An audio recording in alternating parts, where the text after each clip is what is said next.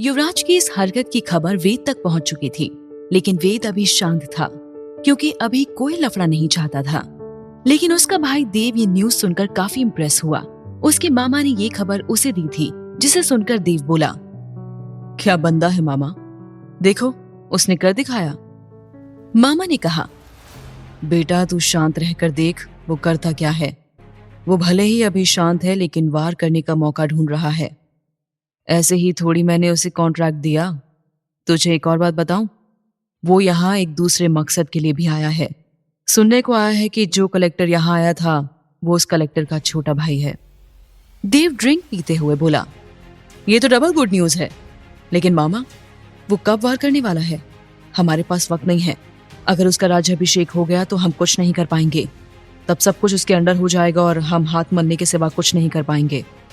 मामा ने उसे तसल्ली देते हुए कहा, बेटा क्यों इतनी चिंता कर रहा है?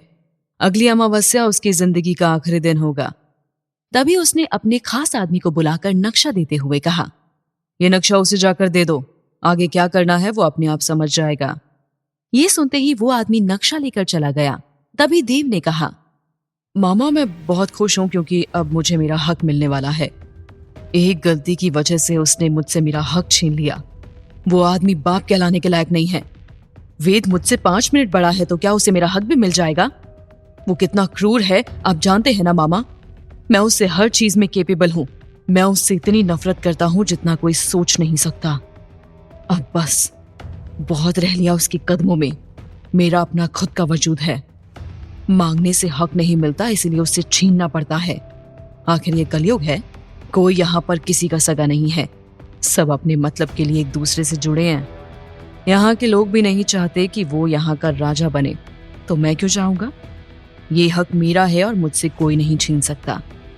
महाभारत में पांडव और कौरवों में लड़ाई हुई थी, लेकिन यहाँ पर यह लड़ाई थोड़ी अलग है। इधर युवराज को नक्शा मिल गया था। नक्शे के अनुसार खदान को महल से अटैच बनाया गया था और महल के नीचे जेल बनाई गई थी जहाँ पर सोना रखा गया था, और ये रास्ता सीधा वेद के कमरे में खुलता था। युवराज पेन से पॉइंट करते हुए भैरव और ऋषभ को गाइड कर रहा था कहाँ से अंदर जाना है और कहाँ से एग्जिट करना है। तभी देव का आदमी बोला, जल्दी करो सर जी ने कहा है।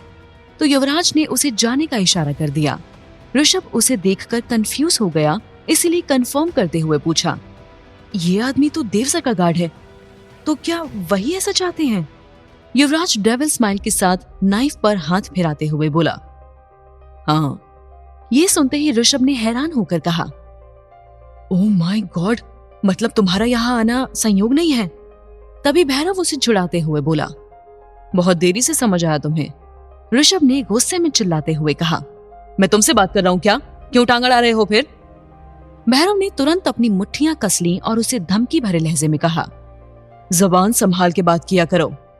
ऋषभ ने तीखे लहजे में जवाब दिया, इस तरह उनके आदमियों को मारना भी तुम्हारा ही प्लान था।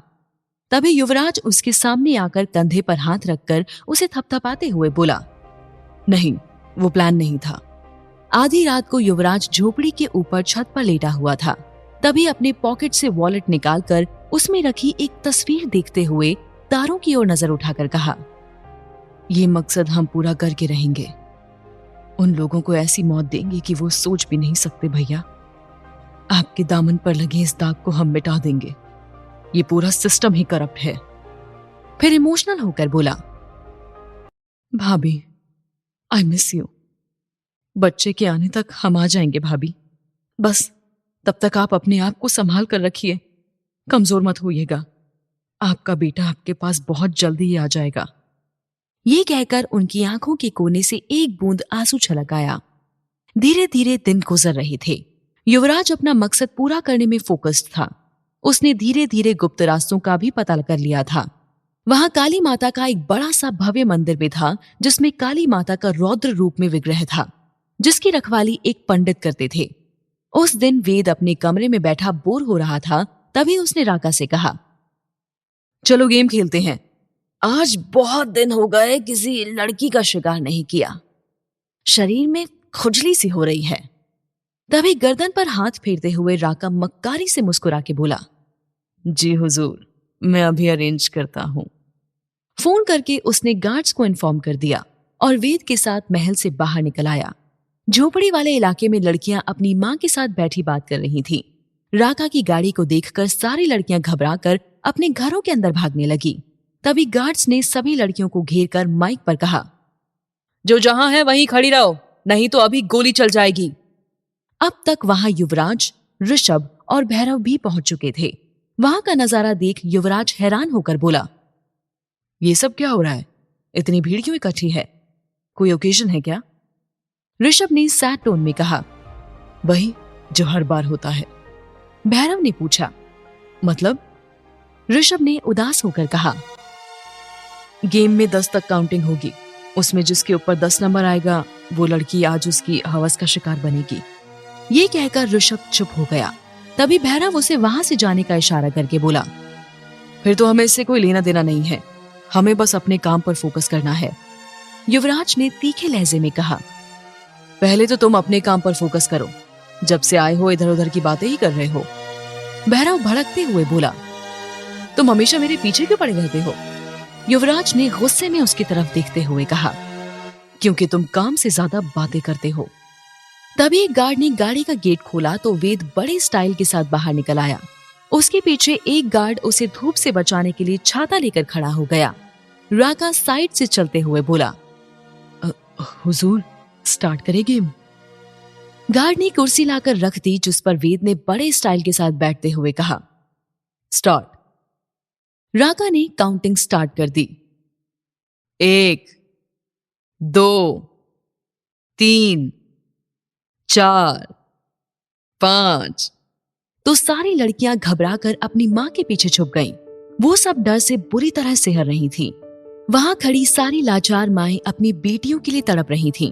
वो घिनौना गेम जिससे वो अपनी बेटियों को हमेशा सुरक्षित रखना चाहती थीं, वो शुरू हो गया था। कोई माएं तो अपने पेट में ही अपने बच्चे को मार देती थीं, ताकि वो उन्हें इस नर्क से बचा सके। काउंटिंग 10 पर आकर रुकी तो नाबालिग लड़की पर आकर राका का हाथ रुक गया। तभी वो लड़की डर के मारे अपनी माँ के पैरों से लिपटकर रोते हुए बोली, माँ, माँ मुझे बचा लो, मुझे नहीं जाना उन अंकल के पास। वेद ने सरकास्टिक मुस्कान के साथ कहा, लड़की बहुत छोटी है मेरे लिए, वो बर्दाश्त नहीं कर पाएगी।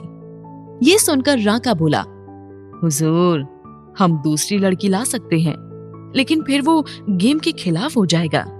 वेद ने सख्ती से कहा, गेम के खिलाफ कोई नहीं जाएगा, जो अब तक होता आ रहा है वही होगा। ये कहकर उसने लड़की को लाने का इशारा किया तो भैरव गुस्से में फुफकारते हुए बोला, साला, इसका स्टाइल तो देखो, जैसे कौवे को लाल ड्रेस पहना दी हो। जोकर कहीं का, मन कर रहा है अभी गन से सारी गोलियां इसकी खोपड़ी में उतार दूं। उसकी बात सुनकर युवराज ने व्यंग से कहा, जनाब को अब गुस्सा आ रहा है?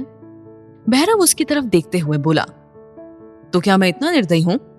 ऋषभ ने गुस्से में कहा, अभी तो शुरुआत है, आगे देखो क्या होता है।